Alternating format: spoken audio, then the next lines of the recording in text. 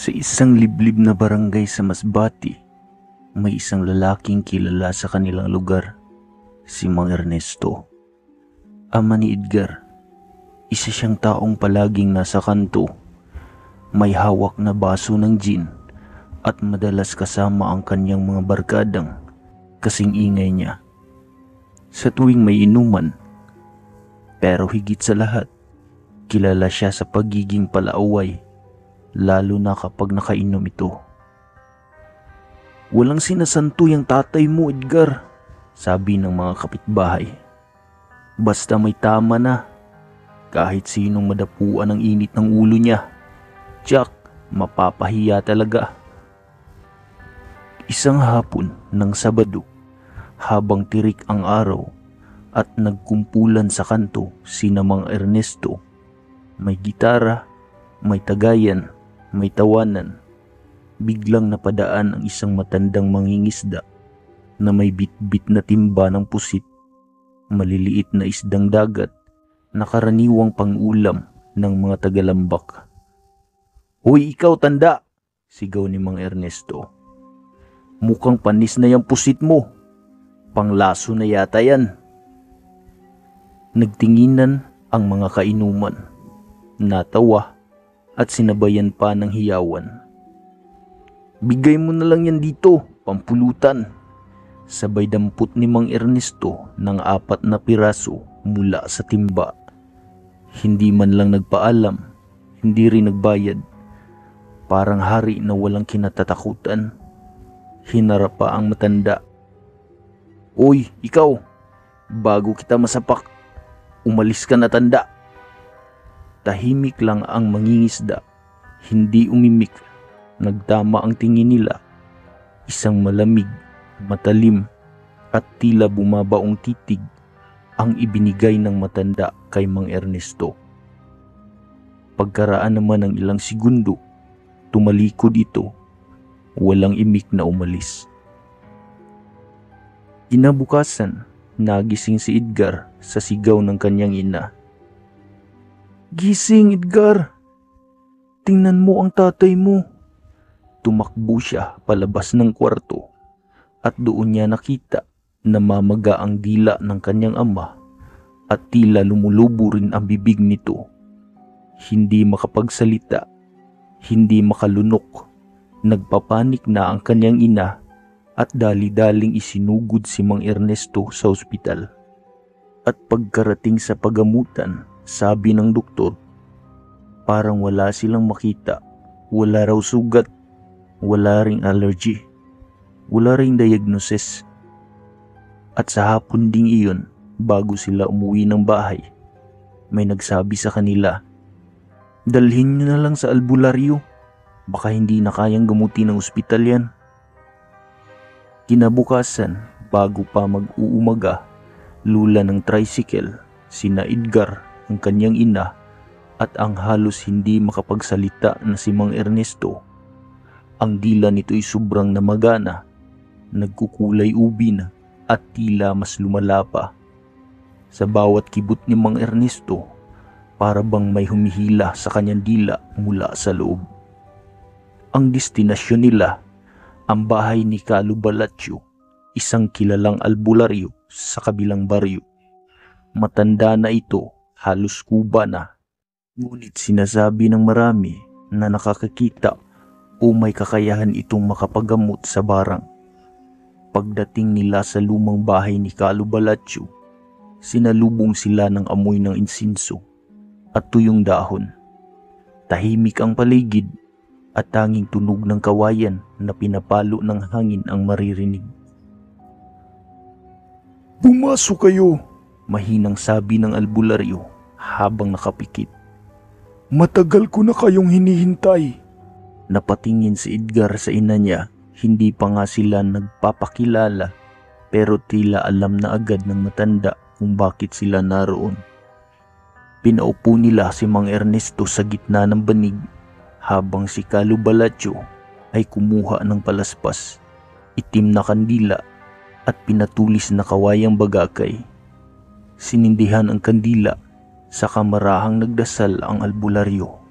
Biglang tumahimik ang paligid, kahit ang mga insekto sa labas ay parang natigilan.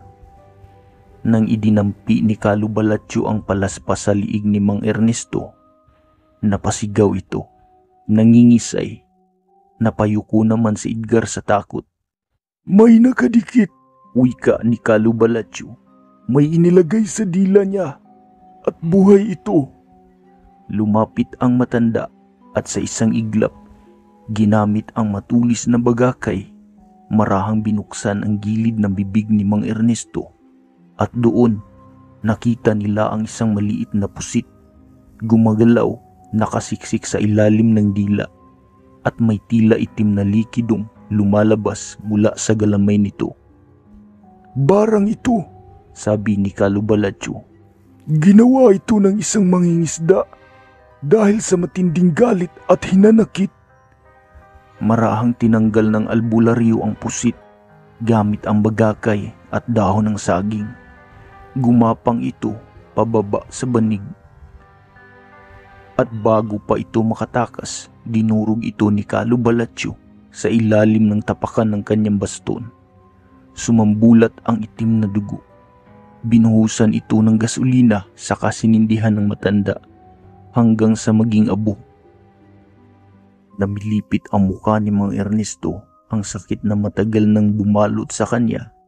Unti-unting humupa, ang pamamanhid na wala, ang pamamaga nagsimulang lumiit. "Hindi pa siya tuluyang gagaling," ani Calubalaccio.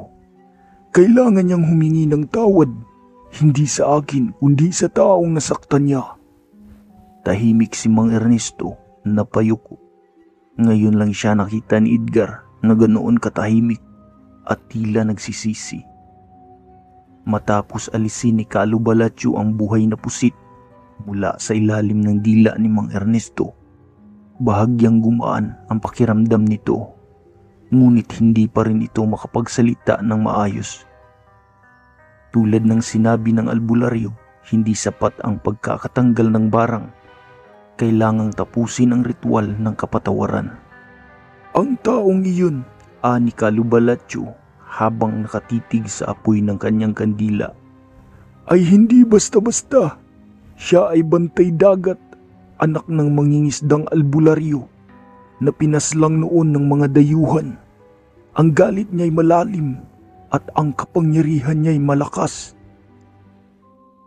Kinabukasan, bit-bit si Mang Ernesto na medyo nanghihina pa. Nilakbay nila ni Edgar ang daan patungo sa dalampasigan. Doon nila hahanapin ang mangingisdang kanilang nilapastangan. Habang binabaybay ang daan, katahimikan ang bumalot sa kanilang mag-ama. Si Edgar, bagamat galit sa ginawa ng ama, hindi niya rin kayang hayaan itong tuluyang lamunin ng barang. Alam niyang kailangan nito ang tulong at ang pagpapatawad. Pagdating nila sa baybayin, sinalubong sila ng malamig na hangin at amoy ng alat ng dagat. Nakita nila roon ang mangingisdang tinawag na Tandang Pido. Nakaupo sa gilid ng bangka, nag-aayos ng lambat.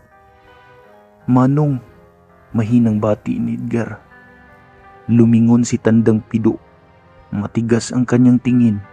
Matanda na ito, ngunit malakas pa rin ang tindig at may presensya na para bang kaya niyang magpabagsak ng bangka sa isang sigaw.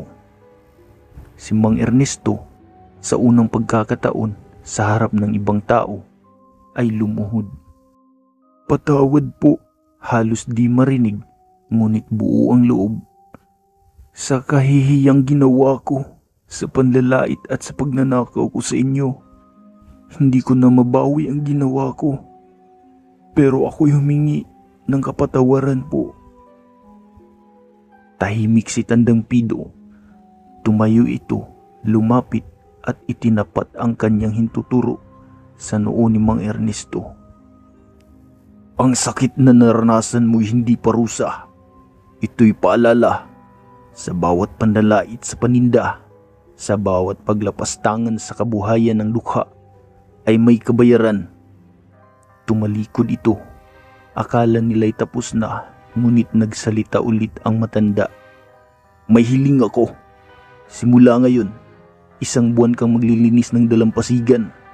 Bawat umaga, bago pumutok ang araw, walang kapalit, panata ng tunay na pagbabago. Tumango si Mang Ernesto. Opo, gagawin ko po ang iyong utos basta pagalingin niyo lang ako. Simula noon, tuwing madaling araw, makikita si Mang Ernesto sa tabing dagat, namumulot ng basurang iniwan ng mga tao, nag-aabot ng tulong sa mga mangingisda at natutong tumahimik kapag nakikita ang kahirapan ng iba. At isang umaga, makalipas ang 1 buwan, habang nakaluhod siya sa buhanginan, naramdaman niyang gumaan ang kanyang pakiramdam habang ramdam ang malamig na pawis mula sa kanyang ulo. At sa unang pagkakataon, nagpasalamat ng tunay sa may kapal. 1 linggo matapos ni Mang Ernesto ang kanyang panatang paglilinis sa dalampasigan, tila bumalik na sa normal ang lahat. Malapit na siyang magbalik sa trabaho sa pantalan, at si Edgar na may tahimik na rin bumalik sa kanyang pag-aaral sa bayan.